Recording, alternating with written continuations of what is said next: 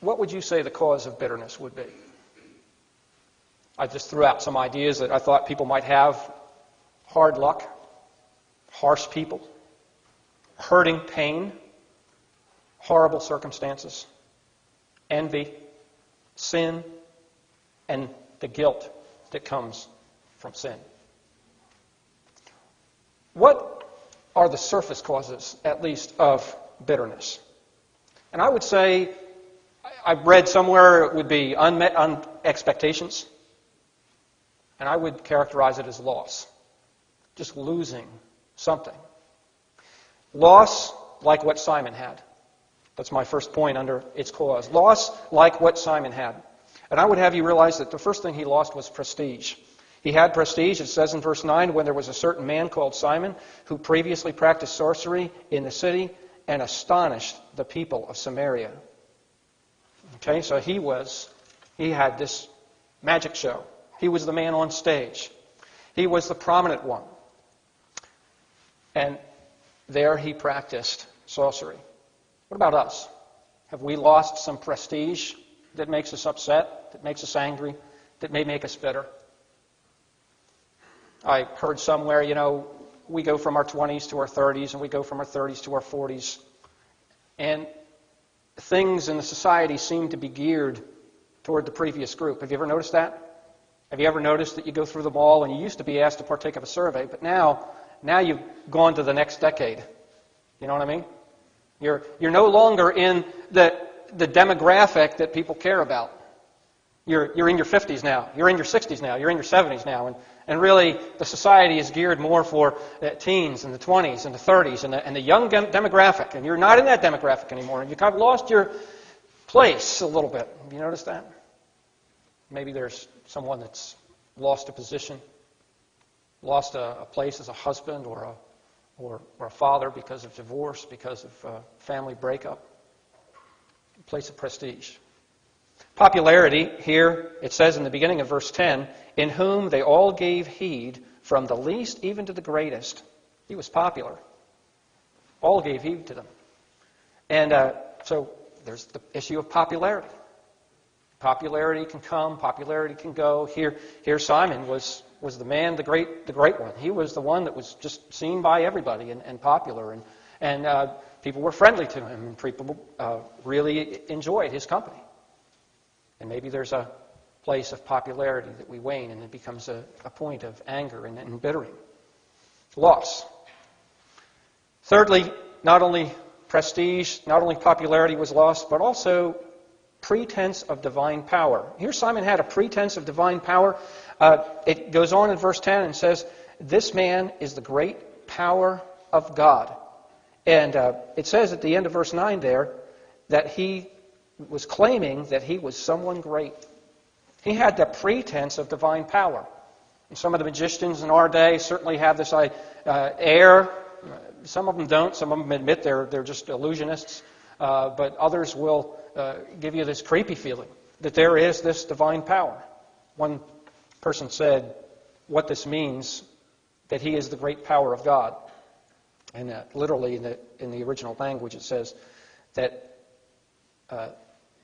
this man is the power of God that is called great. What does that mean? Either it means that he was the emanation of the power of the gods, or that he was God himself. What Simon believed about himself, I can't say. I don't know. But here he had the pretense of divine power. He had gotten to a place of prestige and a place of popularity and been able to do these magic tricks or sorcery or whatever it was, and he kind of got deluded about it. He had this pretense of divine power. There's a church historian, I think it's a church historian, a fellow named Hippolytus.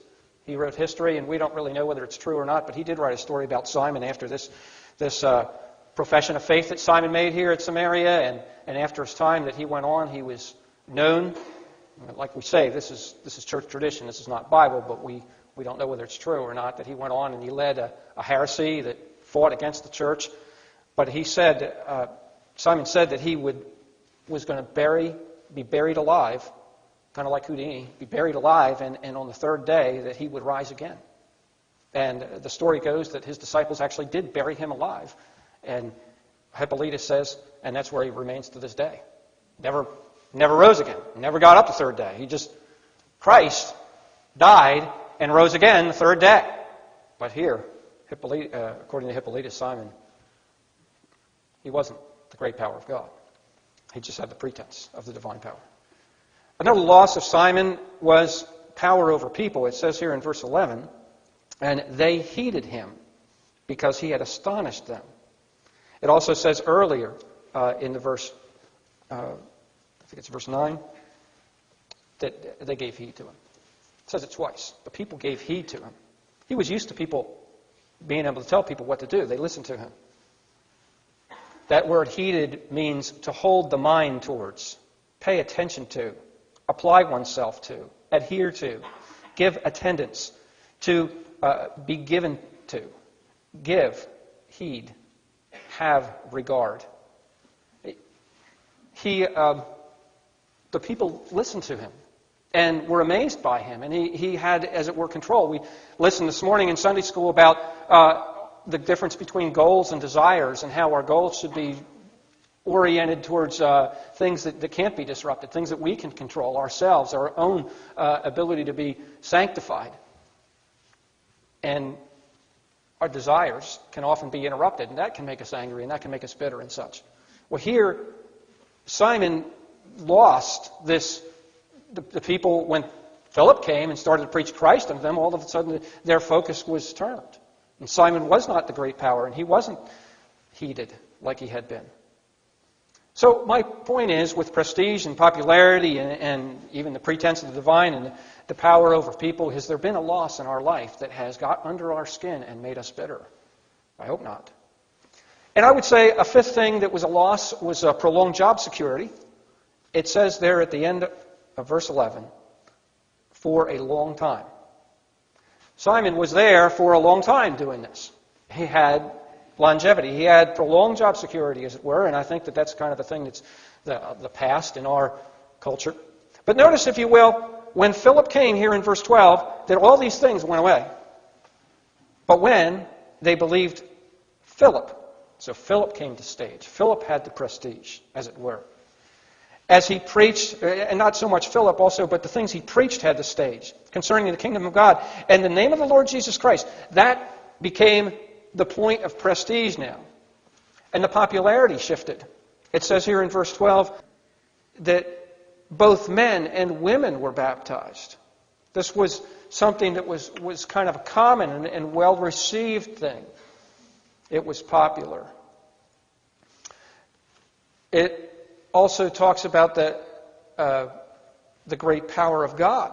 In verse 13, and Simon himself also believed, and he saw these amazing wonders, seeing the miracles and the signs that were done, so much so that now Simon, after having amazed the people, and that's a repeated thing, amazed the people, he himself now is amazed. Also, you have this power over people. It says in verse 12 that the people were baptized.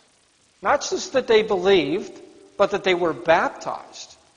That speaks of commitment. That speaks of the fact that, hey, the message was really being listened to, and there was action taken on the message. They believed and they were baptized. That speaks of the longevity of the situation. When they were baptized, and also when they received the Holy Spirit, verse 17, then they laid hands on them, and the Samaritans received the Holy Spirit. That this was a change that was going to have a long-term implications in the Samaritan's life. So in every point of this loss of the prestige and the power over people and all those other things, that Simon was displaced as Philip brought the gospel and Jesus Christ and God's kingdom became prominent. Let me just say that needs to be prominent. If you don't know the Lord Jesus Christ is your Savior, if you haven't prepared for the kingdom of God, that is a huge issue, and that is an all-important issue. You need to trust Jesus Christ as your Savior to have a part of the kingdom of God. Here, bitterness was rooting up within Simon because of the envy.